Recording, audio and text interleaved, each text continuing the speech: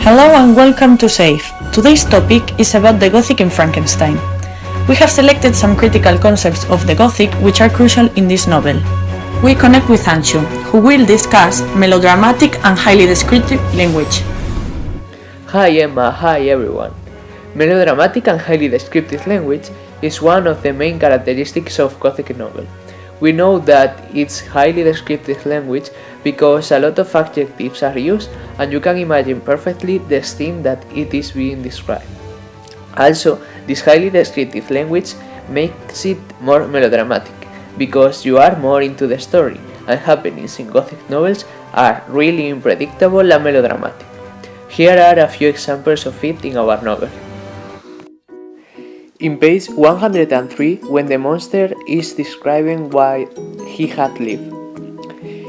It was dark when I awoke. I felt cold also, and half frightened as it were instinctively, finding myself so desolate. Before I had quit your apartment on a sensation of cold, I had covered myself with some clothes. But these were insufficient to secure me from the dews of night. I was poor, helpless, miserable wretch. I knew and could distinguish nothing. But feeling pain invited me on all sides. I sat down and wept. This highly describes the suffering of the creature right after he left Victor's apartment. We can see this because he used a lot of adjectives when he says poor, helpless, miserable wretch. And it is also melodramatic because it is suffering and it is really sad. The second example I'm going to show you is in page 195, when the monster appears and kills Elizabeth. I heard a shrill and dreadful scream. It came from the room into which Elizabeth had retired. As I heard it, the whole truth rushed into my mind. My arms dropped. The motion of every muscle and fiber was suspended. I could feel the blood trickling in my veins and tingling in the extremities of my limbs. This state lasted but for an instant. The scream was repeated, and I rushed into the room. This describes very highly how Victor felt in that moment and what happened to Elizabeth. And this is really dramatic and it is described very well, and I think it is a really good example of melodramatic and highly descriptive language. Thank you, Anshu, for sharing. Now, Vanessa is going to talk about the grotesque elements in the novel. Grotesque elements are components that are comically or repulsively ugly and distorted. This is displayed quite often throughout the novel Frankenstein, as it is an example of Gothic literature. So a passage that is spoken on page 57 of the novel reads, "His yellow skin scarcely covered the work of muscles and arteries beneath. His hair was of lustrous black and flowing, his teeth of pearly whiteness, but these luxuriances only formed a more horrid contrast with his watery eyes that seemed to almost have the same color as the dun white sockets in which they were set, his shriveled complexion and straight black lips." So here, as Anzo said earlier, Mary Shelley uses very descriptive language to accentuate the reader's mood and really understand her voice. Darkness and terror are often common emotions.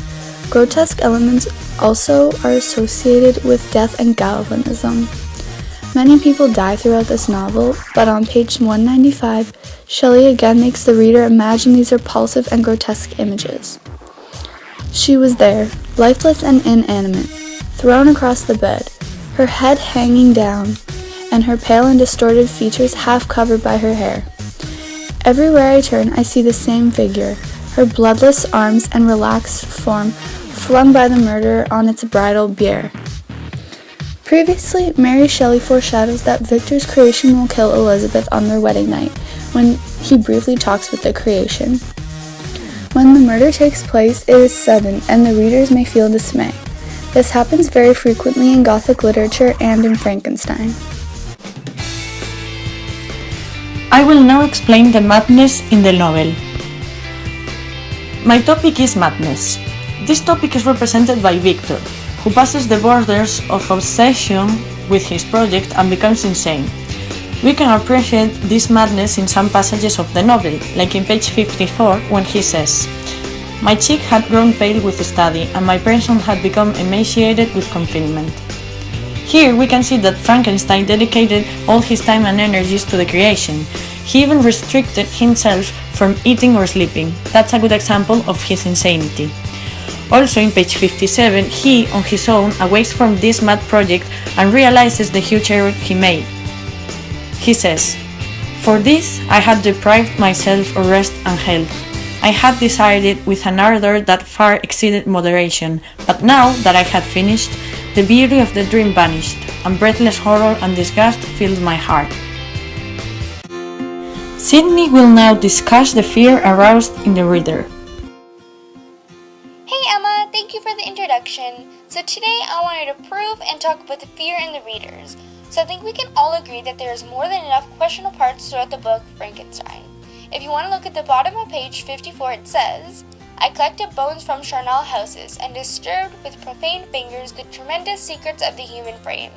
And if you don't understand what that quote is saying, it's pretty much saying he was digging in a building full of corpses and collecting the bones and parts from the dead bodies. And if you didn't hear that last part, he was collecting parts from dead bodies.